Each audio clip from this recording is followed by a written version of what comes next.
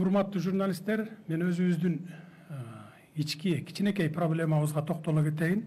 Муну айтпасам болбойт. Анткени бизде өлкөбүздө демократия өтө жогорку деңгээлге жетип күч алган. Бүгүн ар кимибиз каалаган сөздү сүйлөп, соцсеттерге каалаган статьябызды жазып, ушундай болуп турган заман. Бул болуш керек. Бирок азыркы учурда, акыркы убактарда фейк маалыматтарды таратып, такталбаган маалыматтарды таратып, бирөөнү жамандап, эптеп буттан тартып сүйрөп калайын, түшүрүп калайын, ушуну жумуштан, кызматтан кетирейин, анан ушунун ордуна же өзүм барайын, же өзүмдүн кишимди коёюн деген күчтөр жок эмес. Мына бир мисалга токтолуп кетейин. Кече күнү 30 күнү эртең менен таң атпай оперативдүү кеңешме түзүп, баш прокурор баш болгон калган күч структуралары менен ушу Баткенди боюнча координировать этип отурдук. Мен өзүм күнү түнү дебей отурдум, 29-дан баштап, окуя башталгандан баштап бүгүнкү күнгө чейин. Анан 10 чакты киши менин рабочий кабинетимде совещание кылып атабыз. Ген прокурор маган сообщениени көргөзүп атат WhatsApp'тан. Өзүңүз эле үн чыгарбай окуп коюңузчу деп шыбырады. Окусам маган Баткенден информация жазып атат, бирөө берип атат. Минздрав дейт, министр здравоохранениеңер дейт. 2 күндөн бери запойдо дейт. Азырда арак ичип алып мас гостиницада жатат дейт. Жазды. Мен окудум. Алып туруп эле оперативдүү түрдө өзүнүн телефонуна чалсам албайт. Анан мага да ой кетти, ишенип кеттим. Балким баякы согуш майданында жүрүп, жанында жүргөн баланын бутуна ок тийди деп уккам, андан мурун маалыматым ошондой болчу. Балким бай стрессти снимать этиш үчүн бир 50 грамм, 100 грамм уруп койду экен деген ой кетти да. Отурабыз, иштеп атабыз. Жарым сааттан кийин чыгып калды WhatsApp'тан. Алып туруп, "Не арак ичип жүрөсүң сен?" десем эле, "Ой, каяктагы арак ичип жүрөм, мен операциядан чыгып атам" деди. "Чыктым, чалган экенсиз, издеп атыпсыз" деп. Видеосуна переключать этти. Карасак артында 10 чакты врач менен ошол бутуна ок тийген баланын огун алып, өзү кирип огун алып аткан экен, өзү хирург да. Анан мына деп көргөздү, мен ген прокурорго көргөздүм, мынакей, таптаза экен, операциядан чыгыптыр деп. Муну менен эмне айтайын дегим келет.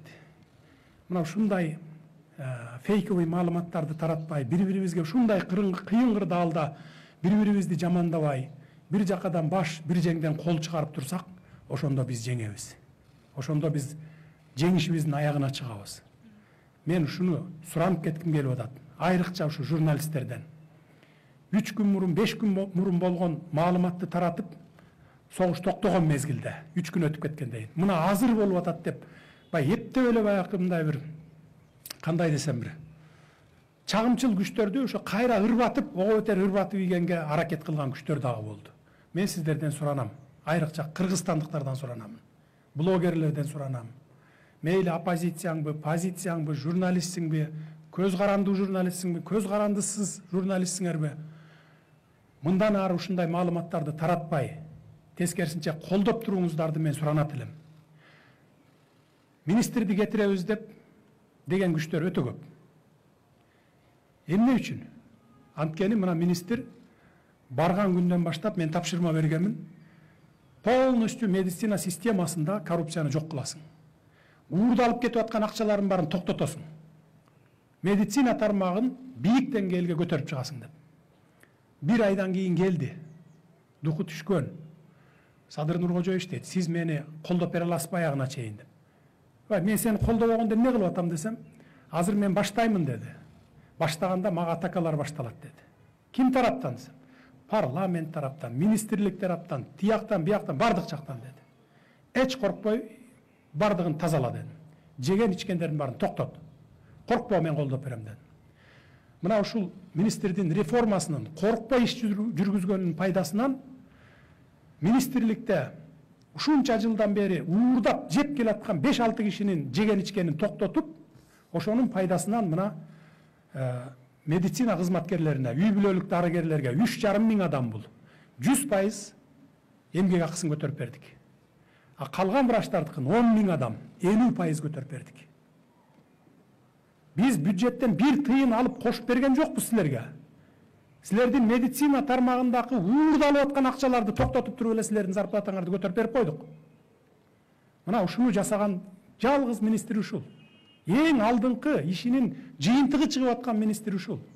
Бизде азыр 30 жылдан бери коррупцияга белчесинен батып алып, тууган урукташып кетип бири-бирине, достошуп кетип ушу бийлик системасында. Анан ушинтип реформа жасаган адамдарга бут тозуулар, буттан тартып түшүрүп калайын деген күчтөр абдан көп болот экен. Ошон үчүн мен сиздерден, урматтуу медиктер, мен сиздерден суранамын. Башкалары колдобосо дагы, сиздер министриңерди колдоп берип тургула.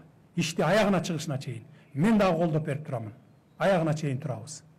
Мына ошондо гана сиздердин медицина тармагында, жекеле медицина тармагы эмес, бардык министрликтерде биз реформаны жасайбыз. Биз эмне үчүн биринчи медицина тармагына көңүл бурдук? Анткени мына пандемияда биздин медицина тармагыбыздын акыбалын көрдүк. Ошон үчүн эң биринчи кезекте ушу медицина тармагына көңүл буруп атабыз. Мына бүгүнкү жыйынтыгы дагы ушул. Мен сиздерден дагы бир жолу суранамын. Бир жакадан баш, бир жеңден кол чыгарып, колдоп тургула. Министриңерди эле эмес, жалпы өкмөттүн ишин колдоп тургула. Биз өкмөт, президенттин аппараты, сиздерди, эл журтту жер каратпайбыз. Ушул кыйын кырдаалдан чыгып кеткенге чейин колдоп турсаңар, андан кийин ишибизди өзүбүз улантып кетебиз.